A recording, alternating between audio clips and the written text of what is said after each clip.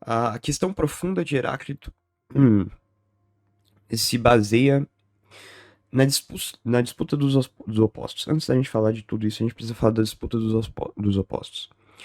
A gente viu lá em Anaximandro que Anaximandro dizia que a disputa entre os opostos ela é algo injusta.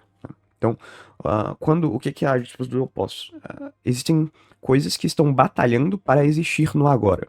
Né? Então, às vezes, algo existe, só que algo deixa de existir para que esse algo exista. E que, nesse sentido, essa disputa ela é injusta. Né? Ou seja, ela dá vantagem a alguém em prol de outro. Então, uma substância existe e a outra deixa de existir. Então, uma está tendo prevalência sobre a outra e, nesse sentido, uma está tendo vantagem sobre a outra. E aí, segundo Anaximandro, esse conceito ele seria injusto, né? A disputa entre os opostos seria injusta.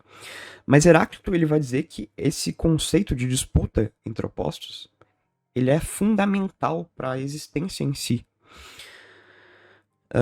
Em que sentido? Bom, isso vai ser clareado melhor, mas a gente precisa entender isso. A luta, a batalha, a guerra, a tensão entre os opostos, ela é fundamental para a existência, segundo Heráclito. E aí, inclusive, que ele vai criticar muito Homero. Homero, ele era contrário à guerra, né? Homero dizia que o homem só iria alcançar a paz quando ele parasse de guerrear. Mas aí Heráclito escreve contra Homero dizendo, olha, Homero, você não entendeu nada da realidade.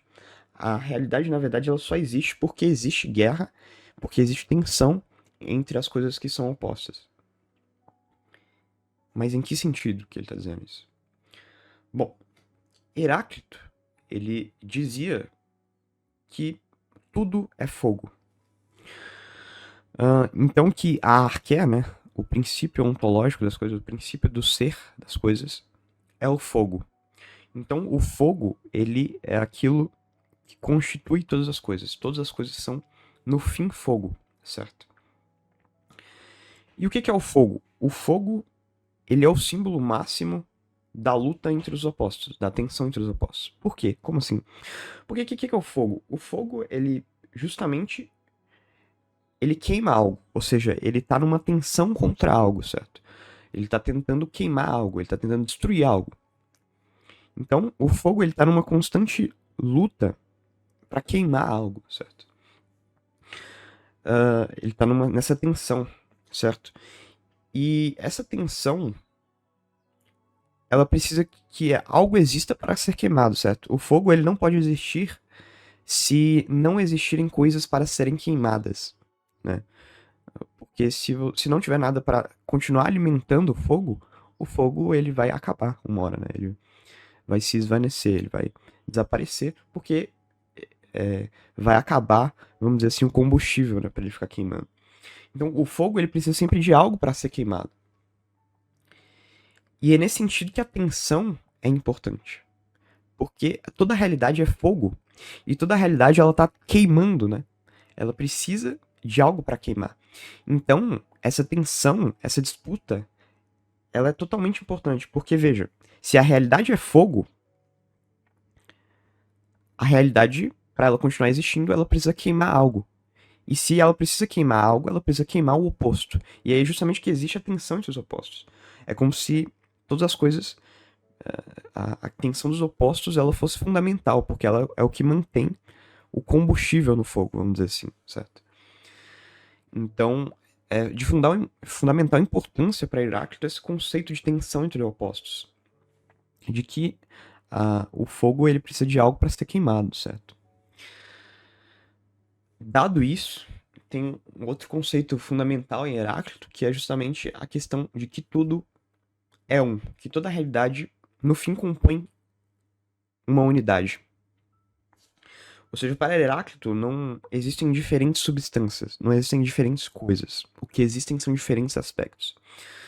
Em que sentido? Bom, isso fica claro num trecho aqui de Heráclito, que diz o seguinte: é sábio ouvir não de mim, mas a minha palavra, o meu logos, e confessar de que todas as coisas são uma. que todas as coisas são uma unidade. O que Heráclito está querendo dizer com isso? Ele está basicamente dizendo que todas as coisas, mesmo que existam diferenças entre eu e outra pessoa, entre eu e o livro, entre eu e o papel, entre eu e a mesa, embora exista diferenças entre eu e a substância, para Heráclito, essas diferenças, elas no fim compõem uma unidade. Uma unidade na diferença. Porque o que ele está querendo dizer é o seguinte: o a unidade, é a diferença. Ou seja, o que mantém a unidade das coisas é a diferença delas. Então, daí o Copleston vai dizer, né? O em suma, para Heráclito, é suas próprias diferenças. E as diferenças são elas próprias o São diferentes aspectos do Então, a unidade para Heráclito se baseia na diferença. Ou seja, é porque todas as coisas são diferentes que elas são uma coisa. Ou seja, todas as coisas são unas no sentido em que todas as coisas são diferentes entre si. Todas as substâncias são diferentes entre si. Embora para Heráclito não existam diferentes substâncias, né? Mas deu para entender.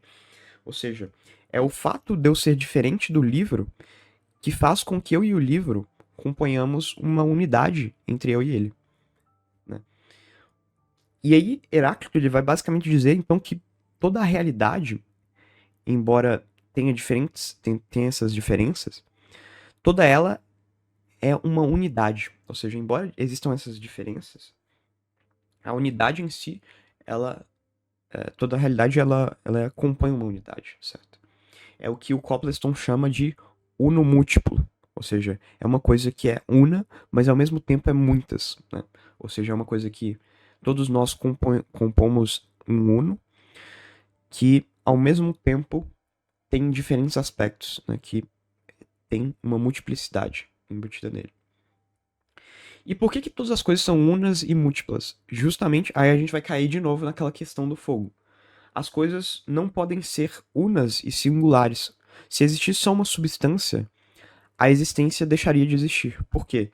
Porque se todas as coisas são fogo, e o fogo precisa de algo para queimar, então precisa haver mais que uma coisa.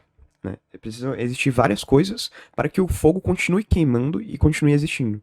Ou seja, se o fogo é a existência, né? Se as coisas são fogo, se a existência em si é o fogo, ela precisa que existam coisas para serem queimadas.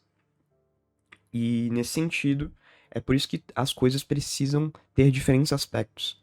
Por isso que existem diferentes coisas para Heráclito, certo? É por isso que as coisas são unas e ao mesmo tempo múltiplas, e não simplesmente unas e singulares, certo? E essa é a análise total da ontologia, né, do estudo do ser de Heráclito.